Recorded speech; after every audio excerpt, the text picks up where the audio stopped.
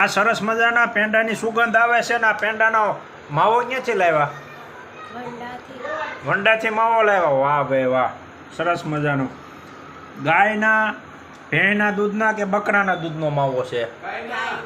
ગાયના દૂધનો. વાહ ભાઈ વાહ, સરસ મજાનો છે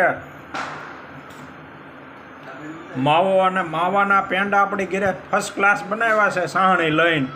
હવે જો ધીમે ધીમે બનતા જાય છે, બરાબર.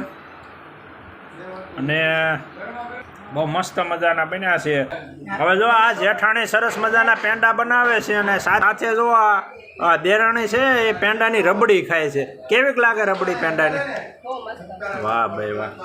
અને આ ડેનિશ તું પણ પેંડાની રબડી ખાશો? વાહ ભાઈ વાહ, તો નજીકથી બતાવો. હવે જો આ પેંડા બનવાની ખૂબ તૈયારી છે. તો મિત્રો જોવો, પેંડા વાળવાની શરૂઆત થઈ ગઈ છે. હવે લગભગ 2 કે 3 થાળી પેંડા બનશે. તો આ સરસ મજાના પેંડા છે ને, બેહના પેંડા ખાવા આવી જાઓ.